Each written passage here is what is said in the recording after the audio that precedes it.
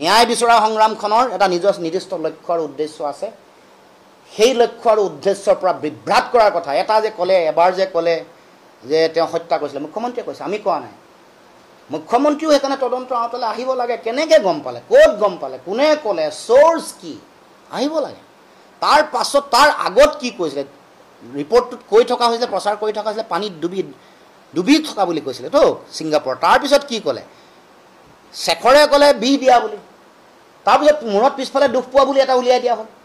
এতিয়া আত্মহত্যা, এইটো কিয় মানে ইমান সলনি?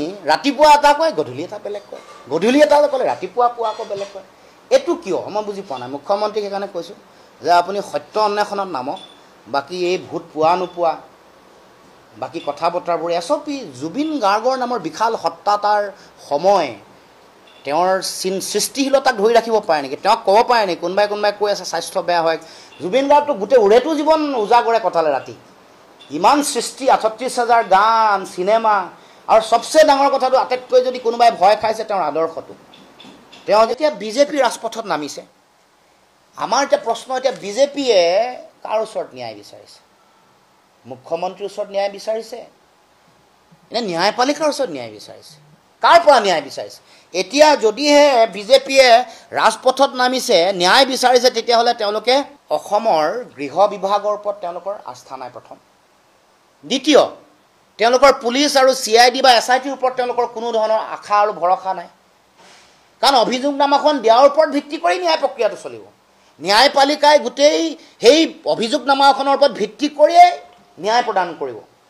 এতিয়া যদিহে তেওঁলোকৰ অসমৰ গৃহমন্ত্ৰীৰ ওপৰত বিজেপি দলৰ কৰ্মকৰ্তাসকলৰ আস্থা নাই, যদিহে আৰক্ষী, CID, SIT, মুন্না গুপ্তা এইসকলৰ ওপৰত বিজেপিৰ দলৰ নেতাৰ কৰ্মকৰ্তাসকলৰ তেওঁলোকৰ যদি বিশ্বাস নাই, তেতিয়াহ'লে গৃহমন্ত্ৰীয়ে ইয়াৰ নৈতিক দায়িত্ব স্বীকাৰ কৰিব লাগিব। কাৰণ গৃহমন্ত্ৰীয়ে আওপকীয়াকৈ নৈতিক দায়িত্ব স্বীকাৰ কৈছে যে অভিযোগনামাখন দিয়াৰ পিছদিনাখনেই তেওঁ ৰাজপথলৈ আহিব।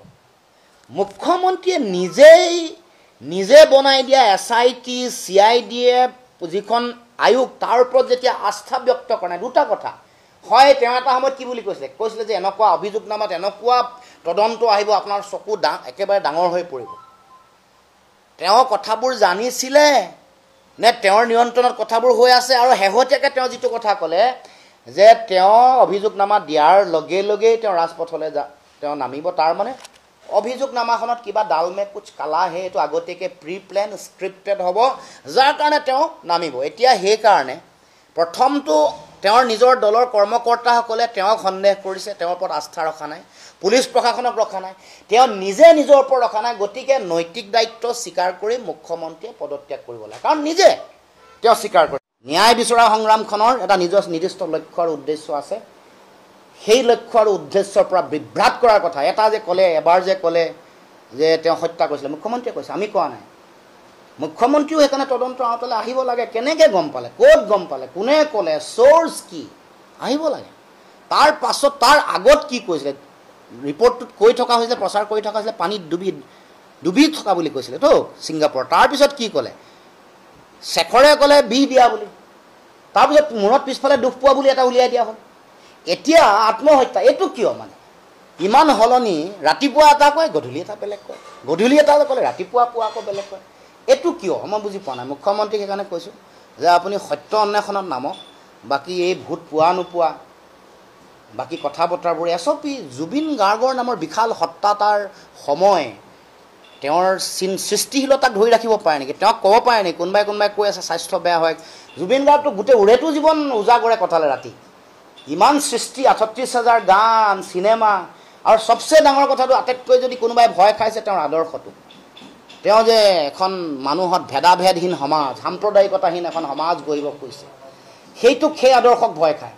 তেওঁ প্ৰকৃতিৰ প্ৰতি দায়িত্ব আৰু দায়বদ্ধতা, গছ নাকাটিব, পশু পক্ষীৰ প্ৰতি মৰম আৰু দয়া, এইবোৰহে তেওঁৰ তাত মহানতা শক্তি, সেইটোক মানুহে বেছি ভয় খাইছে। কা বিৰোধী গণ আন্দোলন, কা জাপি দি অসমক অন্যায় কৰা হৈছে, এইবোৰ আদৰ্শ, এই সংগ্ৰামৰ প্ৰতি বহুতে ভয় খাইছে। কাৰণ সেইবোৰ মানুহৰ মাজত জীয়াই থাকিব তেওঁৰ সৃষ্টিশীলতা, জীয়াই থাকিব তেওঁৰ আদৰ্শ, তেওঁৰ জাতীয় চেতনা, তেওঁৰ দৰ্শন, এইবোৰেহে মানুহৰ মাজত সমগ্ৰ পৃথিৱী কিয় হৈছে আজি CNN BBC কিয় তেওঁলোকে হেৰি কৰিছে বাতৰি সম্প্ৰচাৰ কৰিছে কিয় সমগ্ৰ আমেৰিকাৰ ছিংগাৰ মিউজিক কম্প'জাৰে তেওঁৰ কথা কিয় কৈছে গান কিয় গাইছে গ্লোবেল লেভেলত তেওঁক ট্ৰিবিউট কৰি তেওঁক সোঁৱৰি কিয় গান গাইছে বিভিন্ন গান কিয় গাইছে কিয় ৰবিশ কুমাৰে কৈছে যে মই এদিনো গম নোপোৱা জুবিনক আজি গম পায় মানুহক যে সহায় কৰে পৰোপকাৰ মানুহৰ দয়ালু দৃষ্টিভংগী মানৱতাবাদ এইবোৰৰ শক্তি হিংসা